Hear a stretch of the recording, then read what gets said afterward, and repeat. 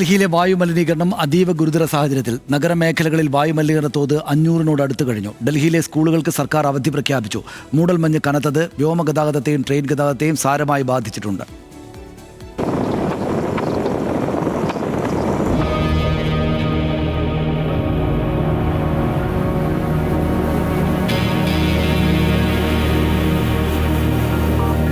ഡൽഹിയിലും സമീപ പ്രദേശങ്ങളിലും വായുമലിനീകരണം അതിരൂക്ഷമായി തുടരുകയാണ്.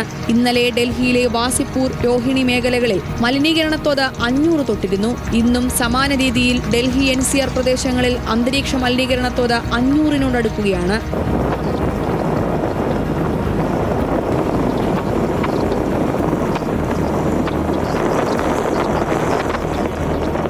ബാരാപുള്ള ഫ്ലൈ ഓവർ മേഖലയിൽ 433 ബാരാഗംബ പ്രദേശത്ത് 474 മലിനീകരണ തോത്. നിലവിലെ സാഹചര്യം മുൻനിർത്തി കേന്ദ്ര കാലാവസ്ഥാ വകുപ്പ് ഓറഞ്ച് അലർട്ട് പ്രഖ്യാപിച്ചിട്ടുണ്ട്. മലിനീകരണ തോത് ഉയർന്നതോടെ നിരവധി പേർക്ക് ശാരീരിക അസ്വസ്ഥതകൾ റിപ്പോർട്ട് ചെയ്തിട്ടുണ്ട്. ശ്വാസതടസ്സം, തൊണ്ടവേദന, കണ്ണെരിച്ചിൽ എന്നിവയാണ് അനുഭവപ്പെടുന്നത്.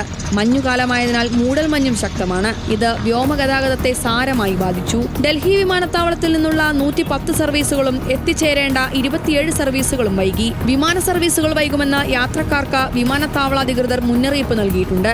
ഡൽഹിയിൽ 10ാം ക്ലാസ് ഒഴികെയുള്ള ക്ലാസുകൾ ഓൺലൈനാക്കാൻ എയർ ക്വാളിറ്റി മാനേജ്മെന്റ് കമ്മീഷൻ നിർദ്ദേശം നൽകിയിരുന്നു. സർക്കാർ സ്വകാര്യ ഓഫീസുകളിലെ 50% ജീവനക്കാരോട് വർക്ക് ഫ്രം ഹോം രീതിയിലേക്ക് മാറാനും നിർദ്ദേശമുണ്ട്.